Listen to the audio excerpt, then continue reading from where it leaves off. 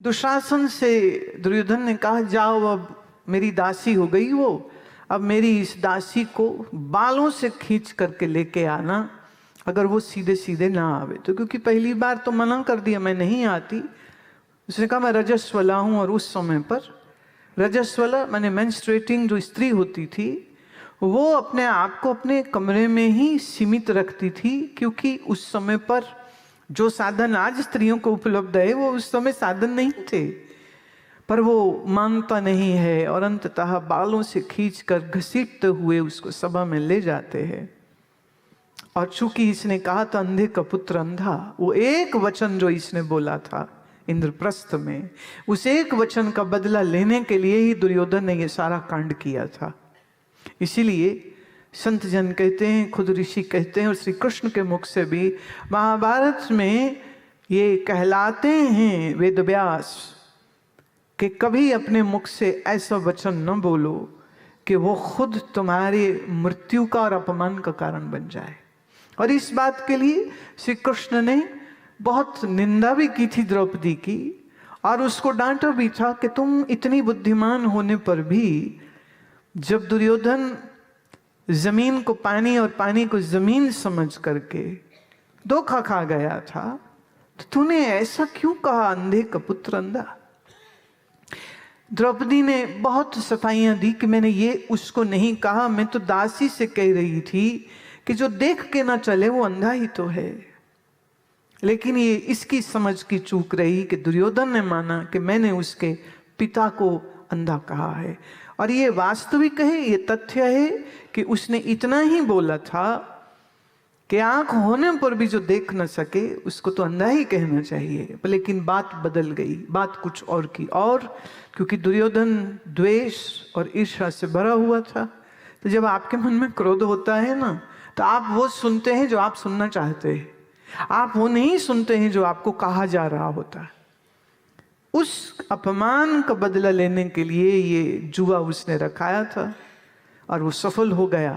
वो मूर्ख बना युधिष्ठिर और दंड भोगा द्रौपदी ने।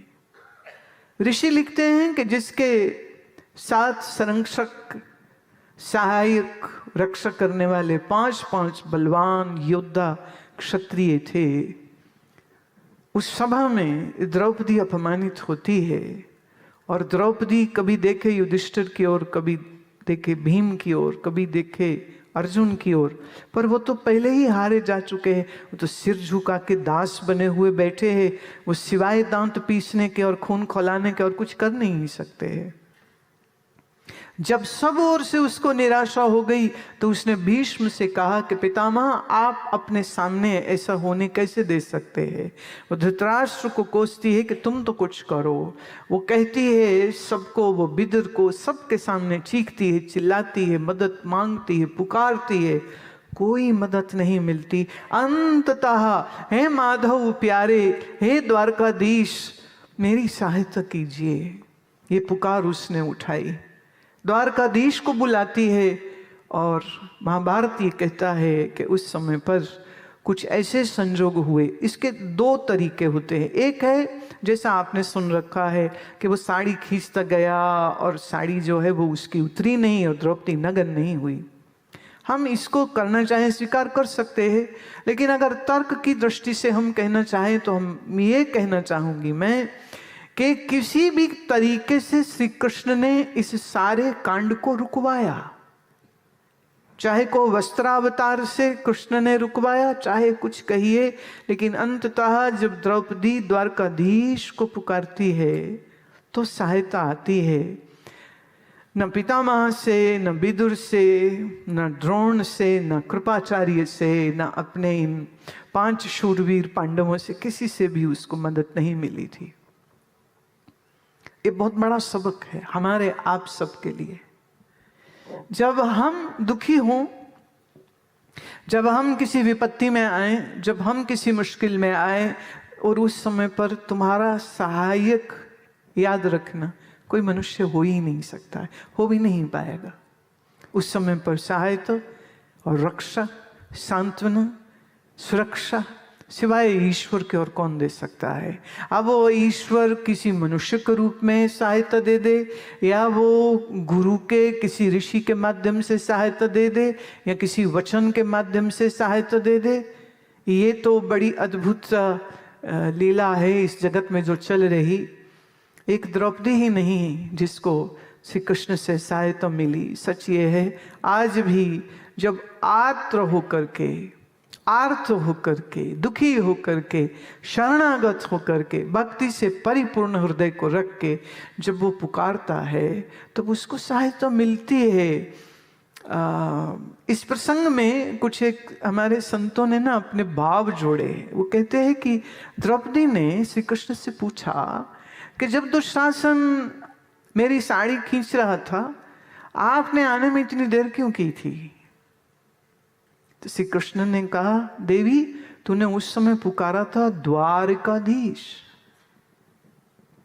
सच्चिदानंद परब्रह्म तो सर्वव्यापक है, तो अगर मेरे व्यापक रूप ईश्वर रूप से तू पुकारती तो सहायता बहुत जल्दी मिलती, क्योंकि तू जहां थी ईश्वरा सर्वभूतानाम, सर्वभूतों का आधार ईश्वर है। ईश्वरा सर्वभूतानाम हृदय से अर्जुन तिष्ठति। तो जो सर्वव्यापक है, सर्वदेश में है, सर्वकाल में है, सर्व वस्तु में है, अगर तुम वहां अपनी प्रार्थना का रुख कर देती तो मैं तो वहीं था, पर तुमने वचन दिया द्वारिकाधीश, तो फिर तो द्वारिका से ही आना पड़ा मुझे। ऐसे जानिए जैसे गांव में ना किसी मंदिर से लाउड स्पीकर से भजन चल रहा हो तो लगता है कि इस दिशा से आवाज आ रही है, लेकिन हवा कहाँ से बहती हुई आई और हम तक कब पहुंची, इसमें एक देरी होती है। जैसे जब बिजली चमकती है तो वो हमको चमकती बिजली पहले दिखती है और उसकी जो कड़कड़ाहट होती है वो बाद में सुनती है, और रोशनी जल्दी ट्रेवल करती है, साउंड देरी से करता है। तो कुछ ऐसा ही जानिए। बोले तूने कहा द्वारकाधीश, तो ठीक है ना, फिर तो अब द्वारका से ही आना पड़ेगा। मैं तो वहीं था तेरे हृदय में। ठीक है, मैं द्वारका का राजा था तो तूने द्वारकाधीश पुकारा। तो ये संतों के भाव है कि परमात्मा तो सर्वत्र है, लेकिन फिर भी वो सर्व में है, ये कहाँ समझ लगती है, कहाँ समझ लगती। सच तो ये है कि लोग तो मंदिर भी जाते हैं तो कभी कभी मंदिर में भी भगवान है, ये समझ नहीं लगती है। जैसे नट्टू ने पूछा अपने पिताजी से, पिताजी जूता टूट गया है, जूता नया ले दो। तो नट्टू के पिताजी बोले, अरे रघुनाथ मंदिर चलेंगे ना। बोले रघुनाथ मंदिर में थोड़ी जूते मिलते। कहते ना बेटा, वहां सारे जूते मिल जाएंगे, चॉइस मिलेगी तुमको, जो पसंद आवे, जो पैर में बैठ जावे वो ले लेना, वो तुम्हारा ही तो है। तो कई लोग मंदिर में जूता उठाने ही जा रहे हैं, कई लोग मंदिर में अच्छा प्रसाद मिल रहा हो तभी खाने जाते हैं। इसलिए मंदिरों और गुरुद्वारों में तो खैर एक नियम है कि लंगर पकेगा और सबको मिलेगा, लेकिन कभी कभी मंदिरों में भी भंडारा और हलवा पूरी रखने पड़ते हैं, क्योंकि खाने वाले लोग ज़्यादा आते हैं। जिस दिन लंगर होता है उस दिन भीड़ ज़्यादा आ जाती है, और कोई ना कोई धर्मानुरागी आ जाएगा, कहेगा जी मेरी तरफ से लंगर, मेरी तरफ से, मेरी तरफ से। तो लोगों को भगवान के घर तक लाने के लिए भी लंगर की रिश्वत देनी पड़ती है, भंडारों की रिश्वत देनी पड़ती है।